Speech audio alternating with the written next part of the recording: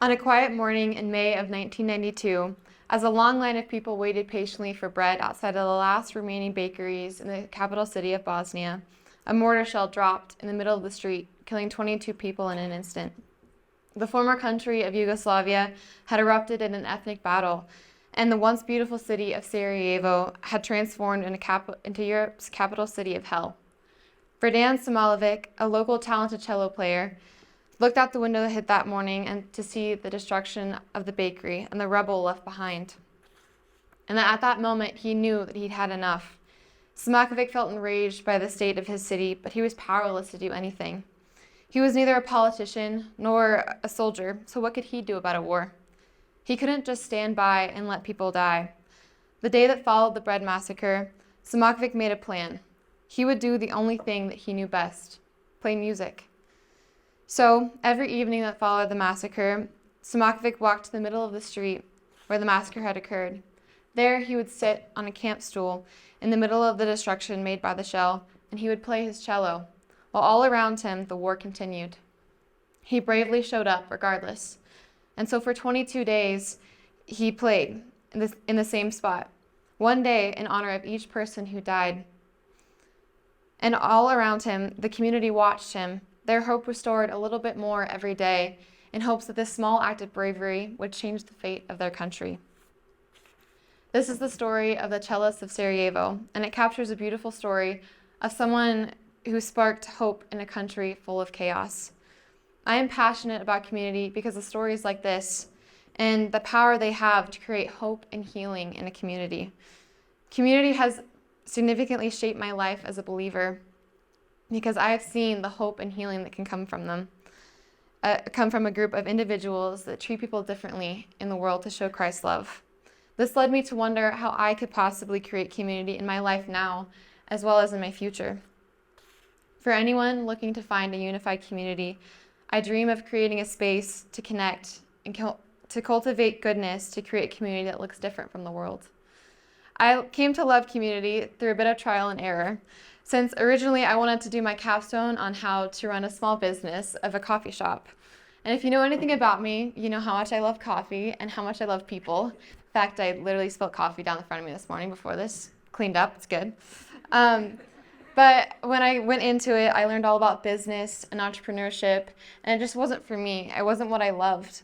And I had a hard conversation with a close mentor of mine at the beginning of the semester, and she made me realize that at the core of what I loved was community. And so I made the hard choice of switching my capstone topics halfway through the year after 6 months of doing something else. And I switched my topic to exploring on how to cultivate community in my life now and in my future career as a nurse. Before this year, I had a common misconception that things just happen to us, that we are in charge of nothing, and it's all God's plan. It's all as He designed, and we have no choice in what happens, which I agree is partly true. But what I've come to learn is that we still have choice in our life and moments that shape us and shape who we are becoming. This past semester, I interviewed Haley Weir, and she was the perfect person to interview. She's a nurse that works over at Porter Hospital. She's also an alumni at Front Range Christian, and she's done capstone, and now she's living out what she did her capstone on. I mainly wanted to ask her how her faith was involved in the work that she's doing at the hospital and how she has found and created community where she is. She said that her faith was actually really important for her in the work that she's doing. And so I asked further, and she says that her faith has been actually stretched by working at the hospital and meeting the people that she does. Some people tend to give up on those in the hospital because of the hard stories they have to deal with. But there are people like Haley who choose to step into these people's lives and meet them where they are and help them and serve them in any way that they can. She says that she has cultivated community at her secular hospital, even though it was hard for her to originally step into that space. At the end, she gave me some advice. She said that community is not always found, but created. She told me to be bold in the spaces I was in and the people I was influencing. You can't just jump from group to group hoping to find the right people. Sometimes you have to be bold, step into a space, and cultivate it yourself. I think we misunderstand how to impact community because we can ultimately be the ones to empower change ourselves. She said, if I wanted to have good relationships with the coworkers I went with in the future and the patients that I'm treating, that I have to challenge myself to be bold and build it myself. My other interview this semester was with Mac Youngblood, and I first met him on a practicum to Honduras this past year. I met him, and he was just like the loudest person there, and he was such a fun character, and like loud in a good way. He just stood out to me as someone that I could learn a thing or two from, so I wanted to interview him this semester to find out what I can learn. He is the director of program accounts over at the World Gospel Organization down in Honduras. He has a business background, and it made him the perfect fit for this role as a director, and he's now transitioned into account management and helping connect the U.S. and Honduras to help the ministry down there. In my interview, he gave me some of the best advice I think I've heard. He said, you have to be willing to die to yourself and be fully committed to a life to serve God and serving others to glorify Him. When he said this, I remember getting goosebumps all over me because I had never felt more called to surrender my life to Christ and live for Him. God, in that moment, it felt like God was telling me to start living boldly for Him. And the best way I know how is to serve others. Both Mac and Haley gave me a new perspective on what it means to be on mission for Christ in your life. When I look back at my time in middle school, I thought that this place was temporary, that it wasn't for me. I had never attended a Christian school before, and I honestly wasn't used to showing my Bible every day and for teachers praying for me and asking how I was. I felt really uncomfortable with that idea coming from a public school. But it was honestly, it took a minute to get used to, but it was honestly really cool to have people invest in my life that way. But that was middle school, everyone's favorite time, I'm sure. And I've learned from then, and I've changed.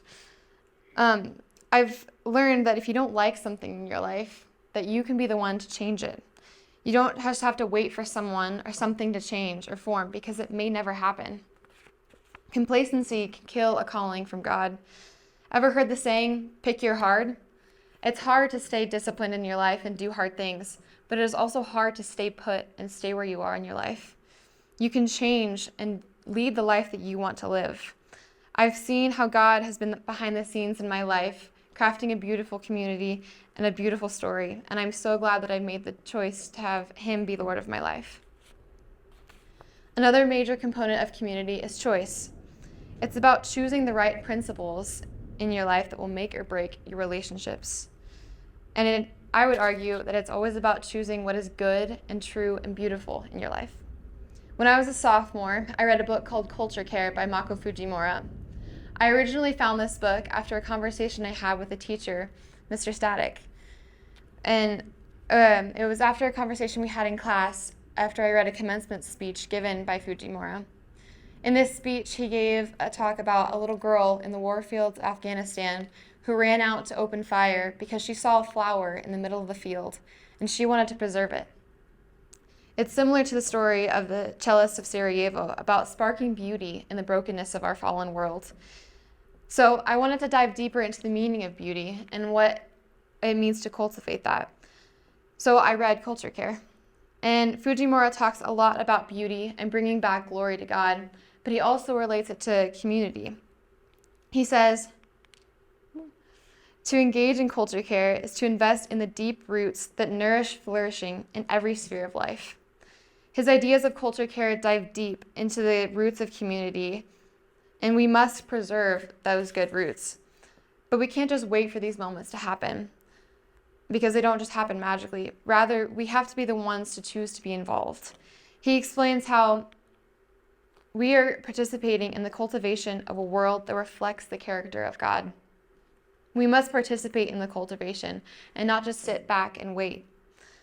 His ideas translate directly in how we should want to engage in our relationships and community in our lives, because ultimately we can choose to be a part of a community that we want to be a part of.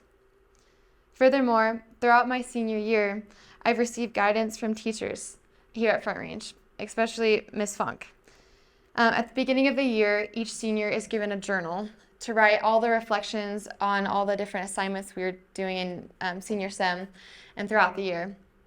And in this journal, the first page is a letter written to each of us from a teacher. Funky wrote my letter, and I recently came back to it when I was writing this speech to get inspiration. And her words that she said to me stuck out to me louder than they ever had before. She told me that my faith and my relationship with God was about consistency. It's about choosing what is good and true and beautiful in the world. And that captures the principles of what a good community is. What I've come to understand is that the difference between a life filled with good relationships and a life filled with bad ones is the choice to be a person who reflects the good characters of God. And good that coincides with the good character of God. Virtues of love and joy and patience, virtues that we all should want to live by. You can choose the kind of people you want to be around, and you can choose the kind of community you want to be involved in. Pursuing the Lord with obedience and striving to love is what cultivates good relationships that we need as Christ's followers.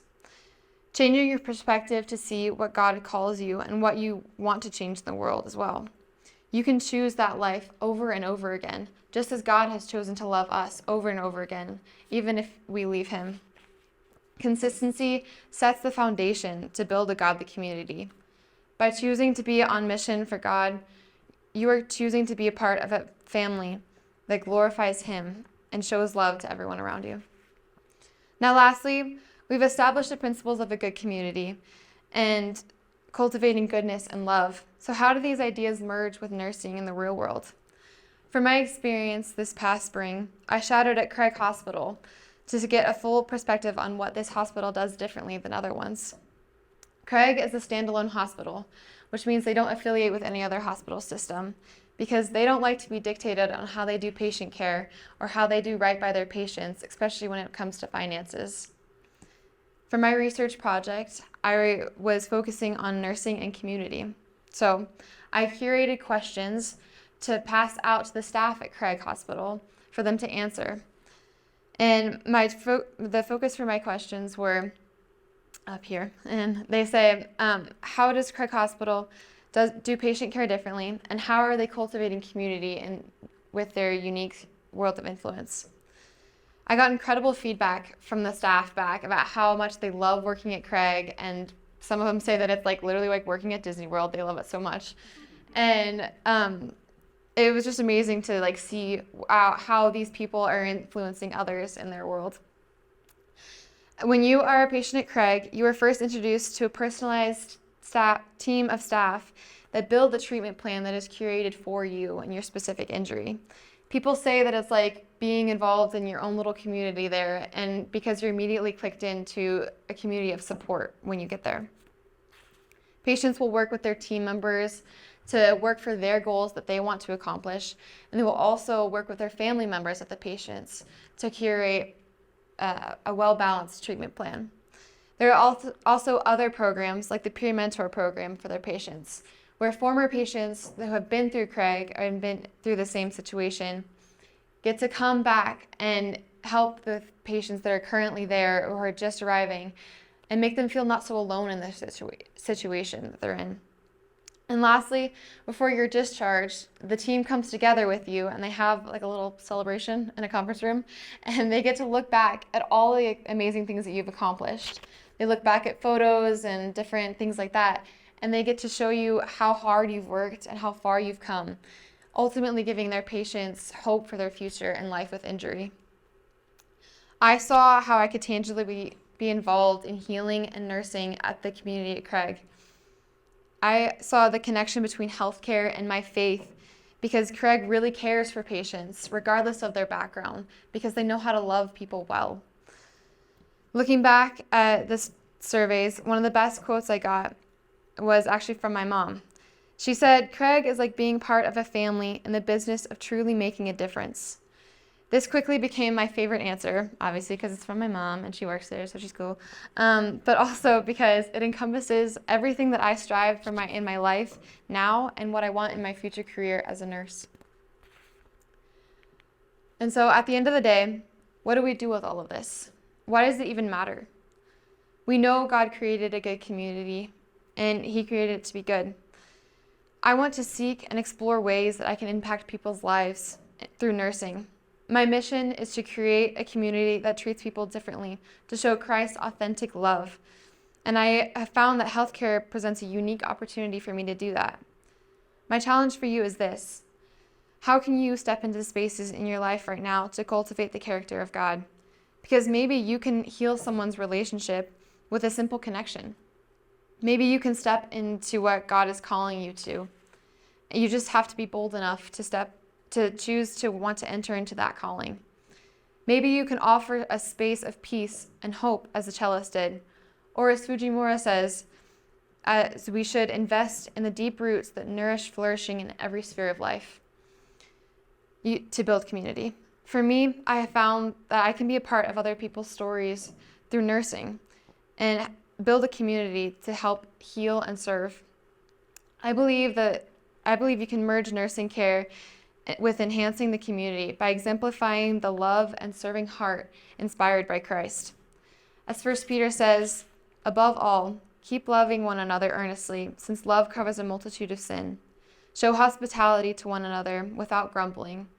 As each has received a gift, use it to serve one another as good stewards of God's very grace. Ultimately, looking back at the cellist, Simokovic played for the peace and for the possibility of hope that exists even in the destruction of war. When asked by a local journalist whether or not he was crazy for doing what he did, Simokovic answered by saying, "You ask me if I'm crazy for playing the cello? Why not ask them if they're crazy for bombing Sarajevo?" He was bold, and he created something that inspired his community in Bosnia, offering peace and healing through his music. So now that you've seen the beauty and boldness and the goodness in choosing, and the power in choosing goodness, I want to leave you with one question. What will you do to cultivate community within your life? Thank you.